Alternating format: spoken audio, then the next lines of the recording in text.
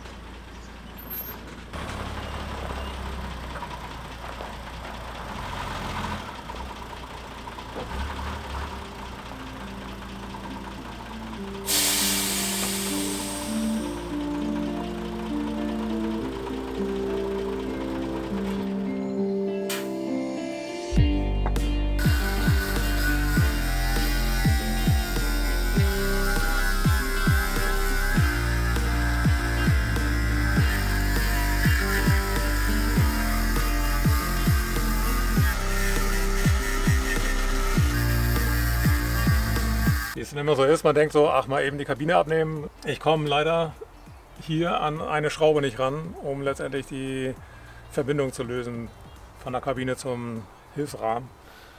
Keine Ahnung, wie sich diejenigen das damals gedacht haben, aber wenn ich das richtig sehe, dann müsste man diese schwere Platte hier erst abbauen, bevor man da an die Schrauben rankommt. Und naja, jetzt mache ich da ein Loch rein.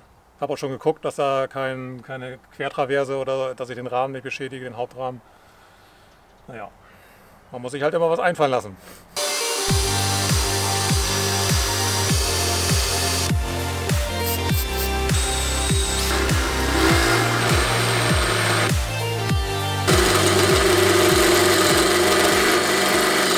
Aber gucken, ob es klappt hier. Sieht gut aus. Alles klar.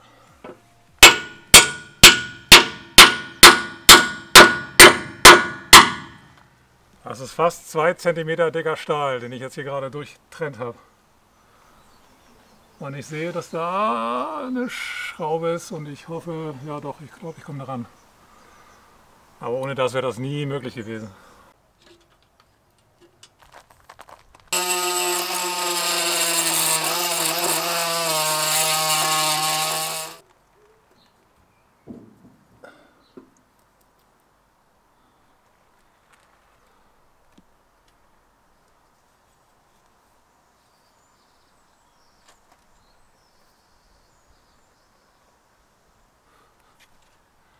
Das liegt schon richtig schwer in der Hand.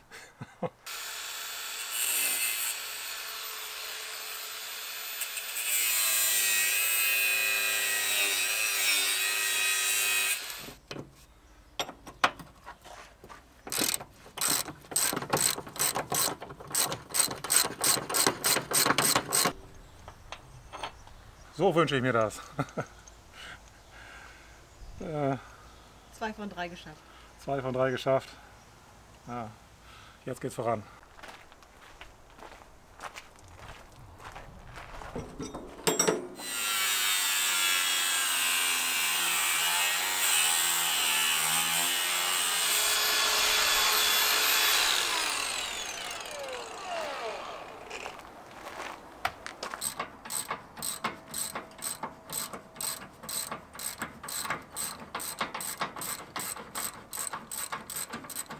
Top.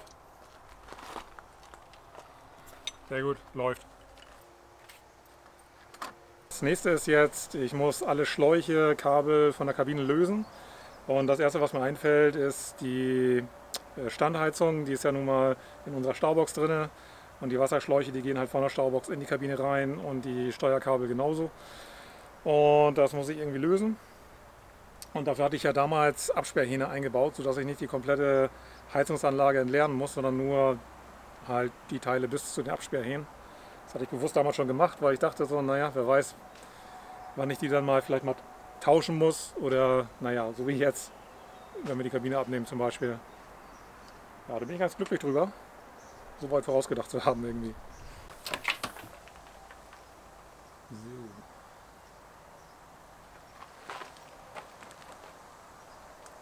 Da brauche ich die Treppe. Da bin ich dann auch zu klein für.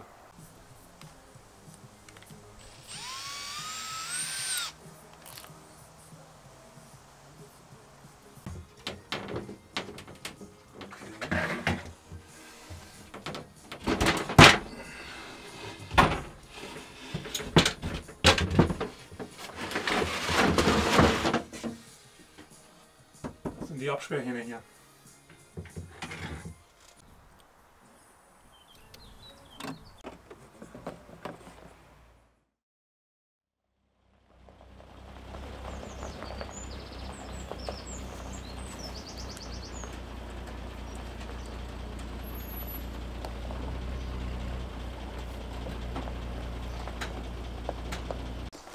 Na, schon aufgeregt? Ein bisschen. Also aufgeregter war ich eigentlich vorher, wie wir das hier eigentlich alles so zusammengebaut kriegen. So, jetzt, ich glaube, nö, heute der Kranfahrer, der da kommt, der wird schon wissen, was er tut. Und ich habe ein gutes Gefühl, so wie wir das gebaut haben. Ist gut. Hat sich hauptsächlich Uli ausgedacht.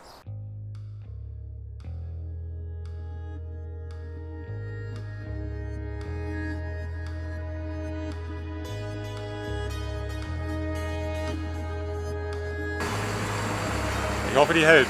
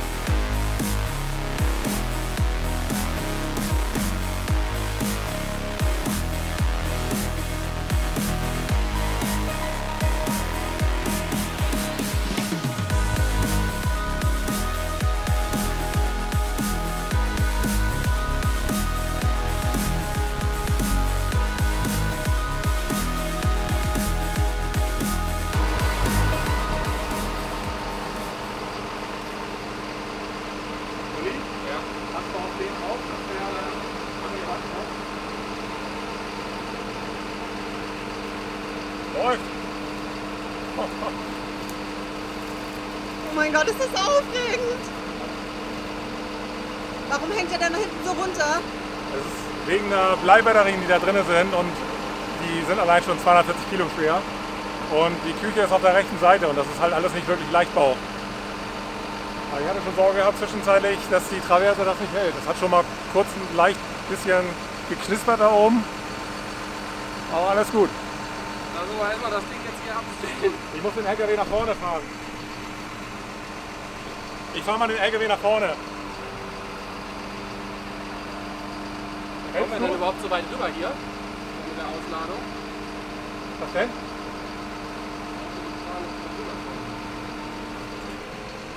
Das Ende? Nee. Gut.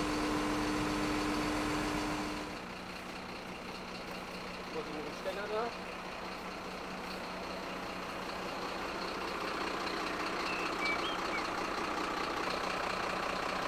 So ungefähr hier so. Der Balken hat relativ viel.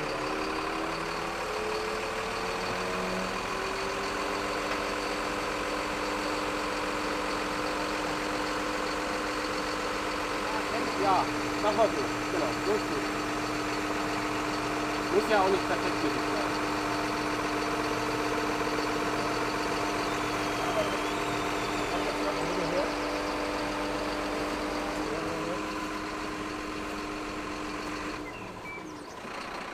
noch nicht belegt.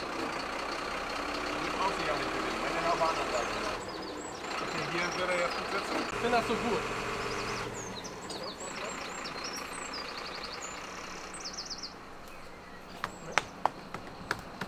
Gut.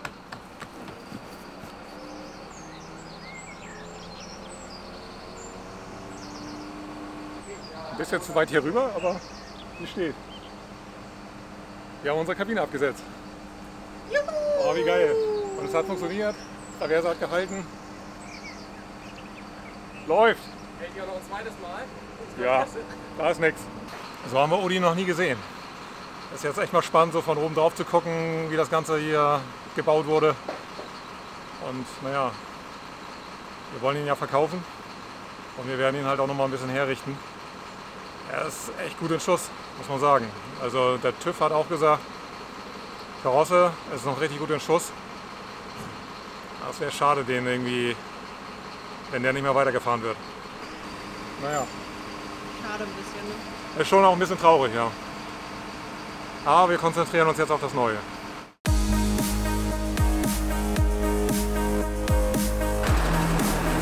Jetzt wird's spannend.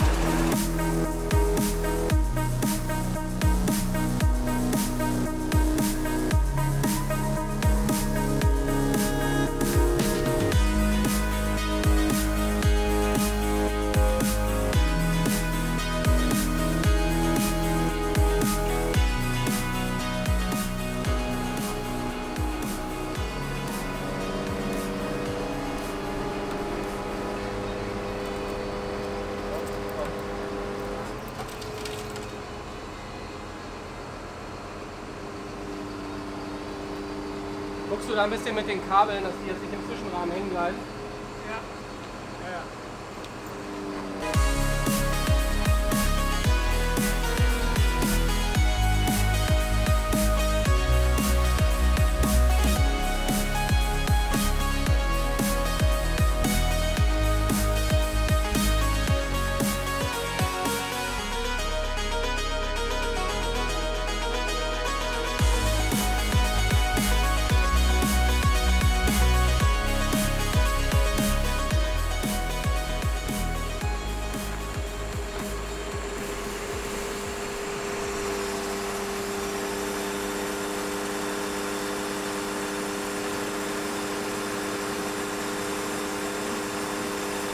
Mal bei dir. Runter. Rohr. Ja, hier ist gut erstmal. Nee, bei dir das Rohr. Ach so. Ja, aber das geht. Das geht. Ja, passt gerade so.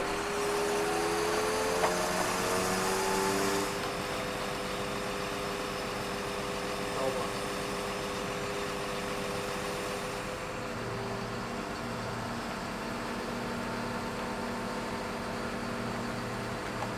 Ja, sonst gehen wir nochmal im Wagenheber runter.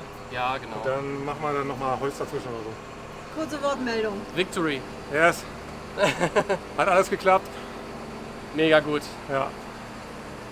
Der Kranfahrer war mega gut. Hat Ja. einen tollen Job gemacht. Richtiger Profi. Genau. Vielen Dank auf jeden Fall in die Richtung nochmal. Genau. Und ja, wir sind happy, oder? Auf jeden Fall erleichtert und happy, ja. Ja.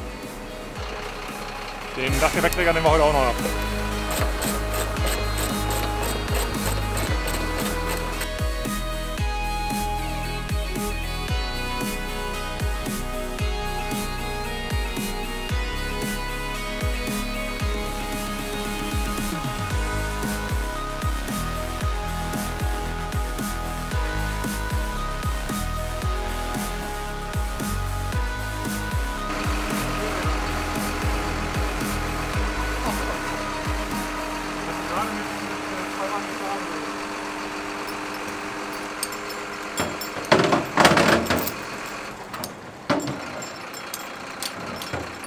Wenn wir das getragen haben, Ja, sehr gut. okay. Also zu zweit, also der ist 150 wiegt der nicht. Nee, du sagst doch sogar weniger. Ja.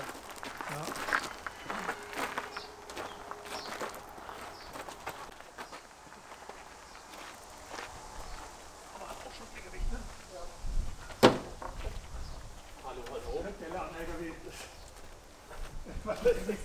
Wie haben wir das jetzt drin gemacht?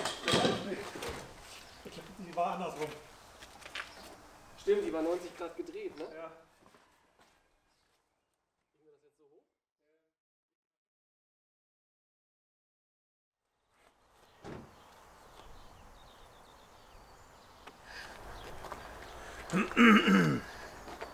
Was gibt es dazu zu sagen, zu diesem vollen Kofferraum?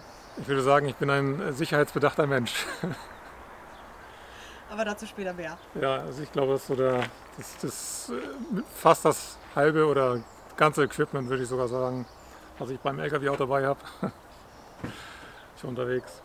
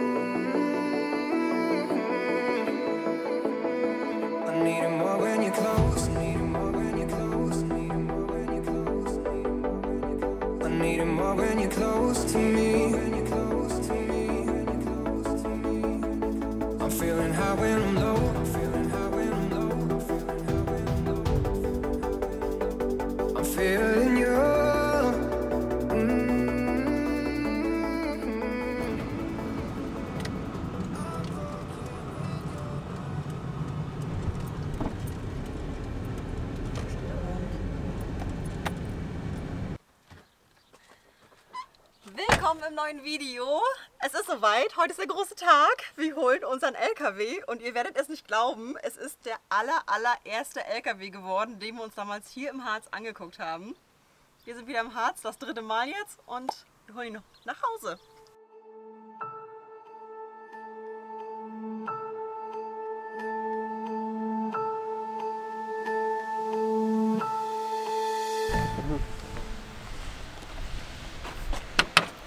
Das ist das Schmuckstück. Wir haben Uli als Fahrer mitgenommen. Uli möchte sich euch da mal vorstellen, weil ihr habt ihn ja bestimmt schon mal in einem der letzten Videos gesehen, aber da haben wir eigentlich gar nicht so richtig gesagt, wer du bist. Moin, ich bin Uli. Ich fahre zusammen mit meiner Frau einen Magirus 11017, ehemals von der Bundeswehr mit LAK-Koffer. Und wir haben Yvonne und Nikolas vor gut 2 Jahren in Griechenland kennengelernt und seitdem Kontakt gehalten. Und heute habe ich die Ehre, das neue Schmuckstück nach Hause zu überführen. Ja. Und du bist ja auch bei der Feuerwehr, ne? Richtig, ich bin auch bei der Feuerwehr, insofern mit Mercedesen vertraut und ich bin gespannt, wie er sich fährt. Ich glaube, ihr habt auch einen 917 gehabt mal, hattest du gesagt? Genau, unsere Wehr hatte den ohne Allrad. Wir haben ansonsten die 12-Tonnen-Fahrgestelle, also 1222, 1226 gehabt und jetzt Artegos. Ja. Genau. Naja, wie alle Feuerwehren jetzt mittlerweile umgestellt haben, ne? Oder umstellen. Genau. Einen SK haben wir noch, einen 1226, der geht nächstes Jahr weg. Ja. Und was würdest du sagen, wie waren so die letzten Feuerwehren, die weggegangen sind? Von eurer Feuerwehr jetzt? Ja, ich sag mal so, ich hätte sie nicht gekauft. Das muss ja nicht überall so sein. Bei uns werden die Fahrzeuge zwar schon sehr gepflegt, aber man sieht das Alter dann doch auch denen an. Kommt sicherlich auch so ein bisschen auf die Größe der Feuerwehr, Einsatzzahlen an. Ja. Aber ich glaube, er steht gut da hier. Also ich denke auch, ja. Also es zahlt jetzt sozusagen auf das Thema ein, dass Feuerwehr nicht gleich Feuerwehr ist, dass die durchaus so unterschiedlich sind, die Fahrzeuge, wie sie da ausgemustert werden, also vom Zustand einfach. Und ich war auch schon überrascht, als Uli das erzählt hat, dass er sagte so, also unseren letzten hätte er nicht gekauft. Ne? So, das ist schon... Was ausmacht auf jeden Fall eine Gruppenkabine, das ist jetzt eine Einzelkabine, die machen aus meiner Sicht schon einen großen Vorteil, weil sie eben nicht verlängert wurden und daher nicht so schnell rosten. Ja. Ansonsten sicherlich auch, wie der Aufbauhersteller das Fahrgestell konserviert hat, wie gut das dann ankommt, wie die Fahrzeuge dann nach 30 oder mehr Jahren dann hinterher aussehen. Ne? Naja, und wie auch so das Fahrzeug gepflegt wird. Ne? Ja. Hatten wir Öhring eigentlich gefilmt? Ich weiß das gar nicht. Hatten wir nicht. Nee, wir haben uns eins in Öhring angeguckt, das war ganz um die Ecke. Zusammen mit Uli, ne? Ja, genau. Wir mit Uli zusammen und das war auch ein 917. der war so voller Schlamm und Modder und Dreck und verrostet und also richtig, richtig schlecht gepflegt. Das hast du schon gesehen. So, Das macht eben einen Unterschied, ob die jedes Mal nach dem Einsatz, gerade so im Matsch, ob die dann vernünftig sauber gemacht werden und dann trocken weggestellt werden oder ob der Schmutz da einfach drin verbleibt und Feuchtigkeit da drin Rost ansetzt. Ja. Gut, also. Bin gespannt. Mal sehen, was du sagst, wie er sich fährt. Naja. Wie eine Motorhaube bei einem modernen Fahrzeug. Das ist schon geil, muss man sagen. Jetzt kommen die Emotionen, man merkt es dir an.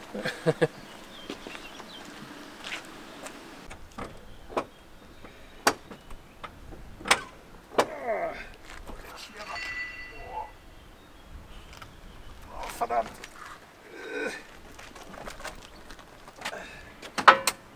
Eieiei. Das hätte ich mir leichter vorgestellt. Hattest du ihn nicht schon mal gekippt? Ich meine, aber ich glaube, dann hatte ich Hilfe. Ach ja, und er steht nach hinten runter. Deswegen. Also ein bisschen Gefälle ist hier. Wahrscheinlich deswegen. Naja, aber in der Kabine ist halt auch mehr verbaut, ne? Dämmung und sowas. Na gut. Aber es geht auch um eine Sache, die wollte ich nochmal zeigen, die ich auf jeden Fall vor Abfahrt machen will. Das Problem, was manche 917 haben, das habe ich erst kürzlich erfahren, ist, dass ein bestimmter Kabelstrang des Kabelbaums porös wird. Das betrifft nicht alle Kabel, nur Kabel, die an der Lichtmaschine sitzen, also von der Lichtmaschine dann in den Fahrgastraum gehen und die stromführenden Leitungen Lichtmaschine, Anlasser in dem Bereich. Charlie Brown World Tour hat uns darauf aufmerksam gemacht, da habe ich ein bisschen gelesen und habe dann dazu auch was gefunden in dem LN2 Forum. Und ich habe bei der Durchsicht hier auch beim letzten Mal gesehen, dass da ein Kabelbruch ist. Ja, Uli hat das gerade gesagt, dass er schön schier aussieht. Jetzt habe ich das vorweggenommen. Ja. Wie geleckt. Ja. Naja, also dran lecken würde ich jetzt nicht, aber. Ja, natürlich, an dem muss man lecken. Okay, Klar. Mach du vor, dann mach ich nach. Bist du heute aufgeregt? Na klar. Also jetzt langsam legt sich die Aufregung, aber dann geht es ja noch an die 300 Kilometer. Heimfahrt. Da wird sich zeigen, wie sich das Ganze dann. Also eigentlich erwarte ich nichts, aber man weiß ja immer nie. Ne? So, man steckt ja nicht drin. Das kann bei jedem Fahrzeug passieren. Also der Kofferraum ist voll mit Werkzeug. Der Kofferraum ist voll mit Werkzeug, wie ich heute Morgen gezeigt habe. Da bin ich halt irgendwie Sicherheitsmensch.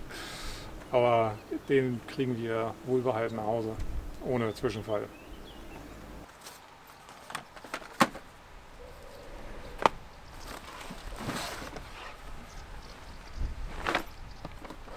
So, die erste Eindruck von außen, erzähl mal. Gut, würde ich nehmen. Ja? Ja, können tauschen. Sagst du das nicht nur so? Nein, ist wirklich gut. Ist super. Von außen erstmal, ne? Warte ab, bis du ihn fährst. Ja, die inneren Werte zählen, genau. Was er alles für einen Scheiß dabei hat, ne? Es ist Dichtung von dem Migra habe ich hier noch mit da drin. So, was brauche ich denn jetzt eigentlich? Okay, wo habe ich... Genau, die habe ich gestern erst gepackt. Wie man sieht, auf alles vorbereitet. Ich habe sogar Kraftstoffleitung dabei, in verschiedenen Stärken. Druckluftleitung. Ja, da sieht man die Renault-Fahrer, ne? Sicherung. Ja. Und einen kaputten Fahrradschlauch. Was es damit auf sich hat, erkläre ich vielleicht später nochmal.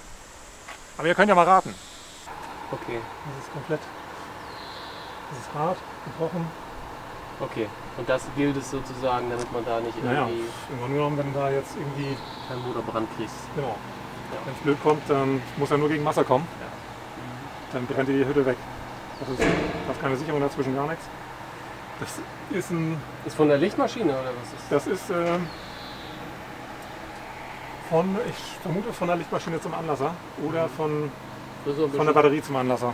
Das weiß ich jetzt nicht. Also was erwartet uns jetzt von der Elektrik noch zu Hause? Ja, also dass ich da diese Kabel am Anlasser an der Lichtmaschine und von der Lichtmaschine bis in den Fahrgastraum einmal tauschen muss. Das ist jetzt nichts, keine Gewalt, man muss es halt nur wissen und dann ist es auch okay. Und alle anderen Kabel, da hatte ich nachgefragt, in dem LN2-Forum, da ist es echt eine tolle Gemeinde da und geballtes Wissen, man kann viel nachlesen und ich hatte halt auch die Frage gestellt, wieso deren Erfahrung ist mit Kabelbruch und die Rückmeldung war halt, dass es sich wirklich nur auf diese Kabel bezieht, alle anderen Kabel sind soweit in Ordnung. Also die sind noch flexibel, also die Isolierung, da ist der Weichemacher noch nicht raus. Also das ist halt bei den besagten Kabeln, das ist irgendwie eine andere Charge gewesen und ja, da hat sich Mercedes wohl mal vergriffen. Wir haben ihn noch nicht mal überführt und sind jetzt schon beim Reparieren. Was ist das wohl für ein Omen?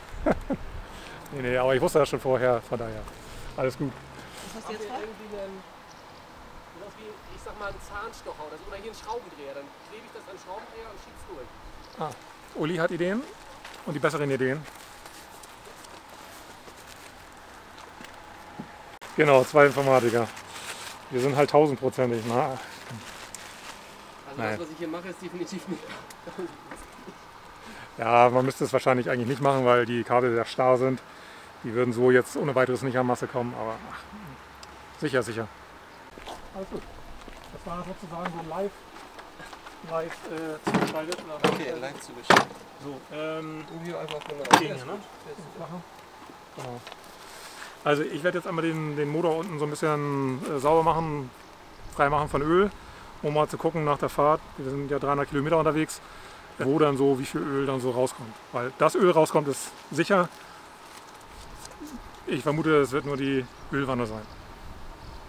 Aber er hat schon wenig Öl gegenüber den anderen Ölsardinen, die wir da unterwegs gesehen haben.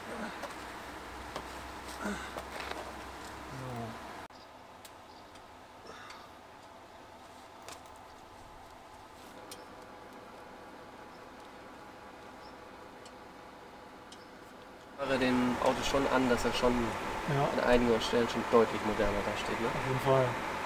Aber es ist halt auch viel mehr Zeugs dran. Ne? Wenn du dir mal anguckst, wo hier überall Leitungen überall. Also das ist halt jetzt Next Level. Bei Odin habe ich mich so langsam wohlgefühlt. Jetzt kommt die nächste Herausforderung, mich in den Mercedes einzuarbeiten. Dämpfer. Was ist das?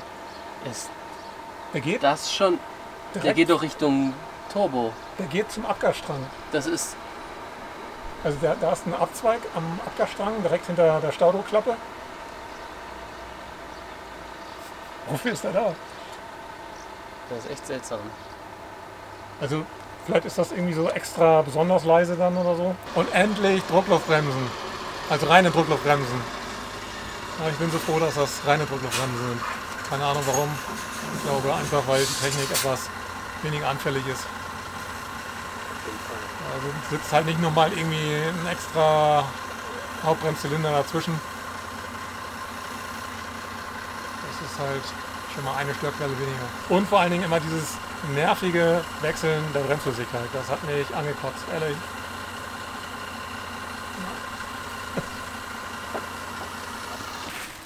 Grüße aus der Türkei. Also ich habe sowas in Deutschland nie gesehen. Aber dieses Zeug hier, das haben wir noch aus der Türkei-Werkstatt. Das sind irgendwie so Textilfasern und damit wird dann halt alles irgendwie sauber gemacht. Funktioniert, auf jeden Fall.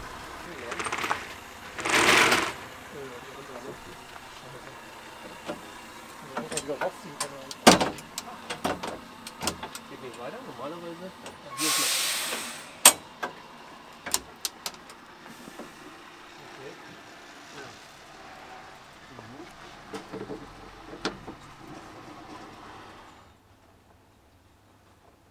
Aber doch, das passt schon. Das ist ja hier auch der Dosenöffner. Mhm. Das ist hier, um Blech zu schneiden, beim Fahrzeug schneiden. Hier ist noch eine Trage, eine alte. Eine Rettungstrage. DIN-Trage. Und was war hier denn drin? Das sind Träger für Pressluftflaschen, also Pressluftatmer.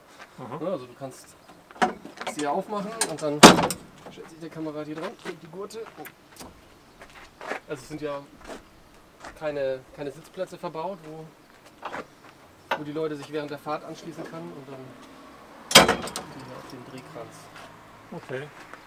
Der hier klappert ein bisschen rum, ne, während der Fahrt wahrscheinlich. Aber das ist nicht so schlimm. Wenn wir so ein Donnern hören, dann wissen wir, was es ist. Man kann das hier arretieren. Ja? Okay. Oh, sogar, der hat sogar zwei Schnellangriffe. Ich habe den nur auf der anderen Seite gesehen. Nennt sich Schnellangriffe, okay. Also Das ist hier, das ist nochmal Hochdruck. Ja, nicht schlecht. Jetzt mache ich hier schon die Fahrzeugvorstellung. Na klar. Du kennst dich aus.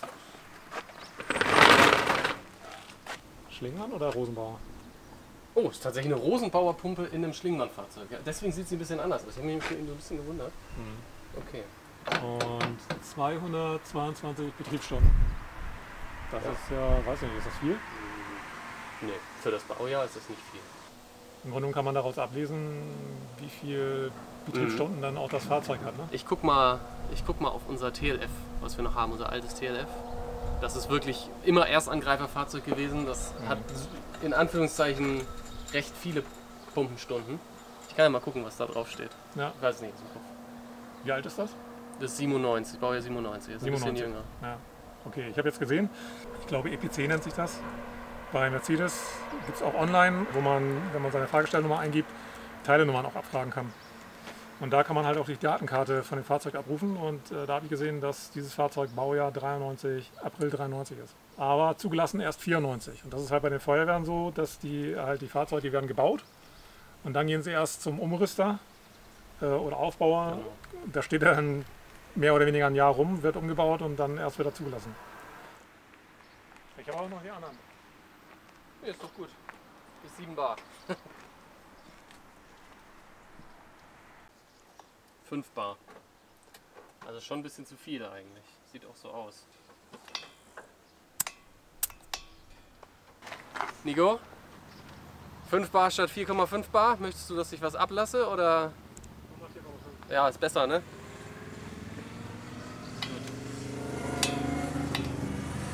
Dafür sind die natürlich super, diese Schnelllassablassventile.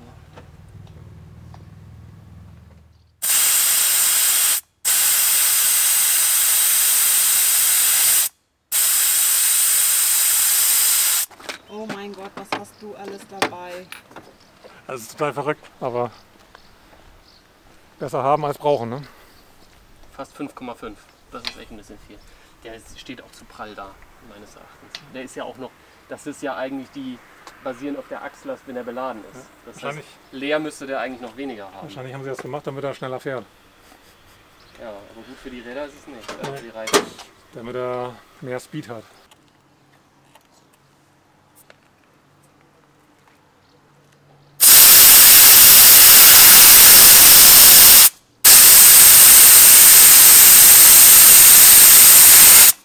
Gibt es übrigens auch in unserem Shop, in unserem Amazon-Shop. Das Ding ist im Prinzip genau dafür da, dass man halt den Druck ablassen kann für die Reifen und dann prüfen kann, wie viel Druck er drauf hat. Ist mega praktisch, weil man kann halt direkt das Ventil rausschrauben und gleich wieder reinschrauben, ohne dass man dieses Ventil dann verliert. Ja, gerade wenn man dann vielleicht mal im Sand unterwegs ist oder so und die sind halt so klein und fummelig, dann geht da schon mal was verloren und bei dem ist es halt nicht so. Ja. Also, und achtet darauf, dass ihr die 7 Bar Variante kriegt. Es gibt auch welche mit 4 Bar für PKWs, die gehen euch sofort kaputt. Also, habe ich gerade gelernt. Und da ist er wieder, die Rückkehr des Drehmomentschlüssels. Das ist ein Running Gag. Ja. Ein Running Gag vor allen Dingen. Running. Aber warum gehst du jetzt an den Reifen ran? Was soll denn das? Warum mache ich das? Weil hier hinten wurde der Wellendichtring ausgetauscht und dann natürlich war der Reifen ab und man soll nach 50 Kilometern dann ja auch nochmal nachziehen und das prüfe ich nochmal nach, ob das lose ist. Geben wir aber nochmal was.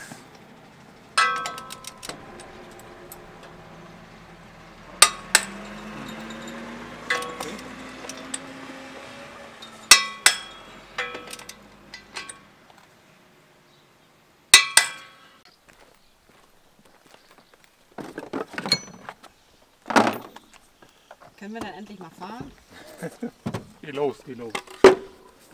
Einräumen und los.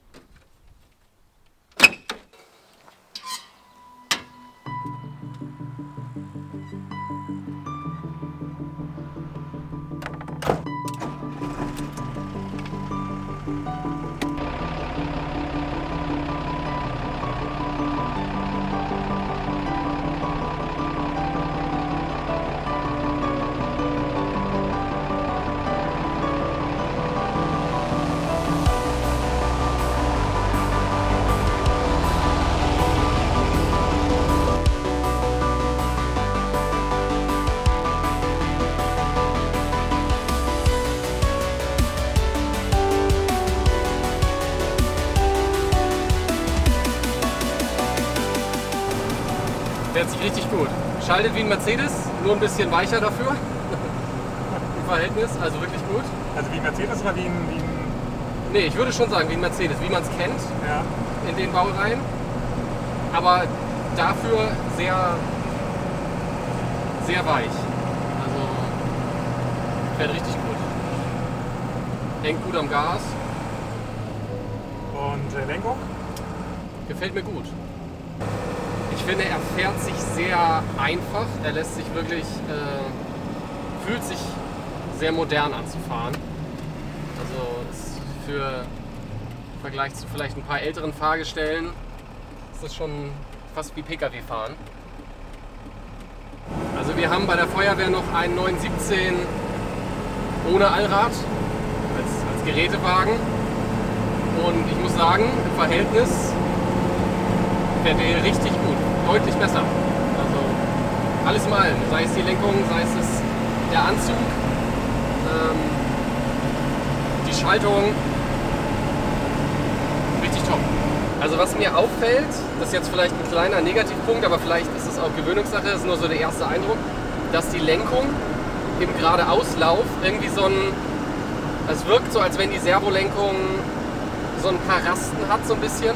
Und im Geradeauslauf, die man sehr schnell zwischen zwei Stellungen hin und her läuft. Also die hat vielleicht ist es auch zu viel Spiel, aber das fällt auf, dass man so ein bisschen eierig dadurch wird mit dem Lenkrad und so einen Bereich hat, wo er so zu viel Spiel hat. Ja, vielleicht ist es wirklich das Spiel. Ja, okay. Aber das ist nur es ist wirklich nur in Neutralstellung sozusagen. Also ich denke, was man prüfen könnte, wäre mal die Spurstange, ob da irgendwie Spiel drin ist. Mhm. Ja. Hoffentlich nicht das Lenkgetriebe. Ja. Ja, also man spürt ja, ich weiß nicht, wie man das beschreiben soll, man spürt ja den Widerstand, an dem die Servolenkung sozusagen anfängt mit der Unterstützung. Und es wirkt so, als wenn es hier so einen Todpunkt gibt, wo man auch richtig merkt, dass sie noch gar nicht unterstützt. Spur ist wirklich gut eingestellt, also er läuft, wenn man das Lenkrad loslässt, wirklich richtig schön geradeaus. Die ist auf der 50. Da fahren wir uns sicher, aber die fahren alle schneller. Guck mal, hier ist wieder...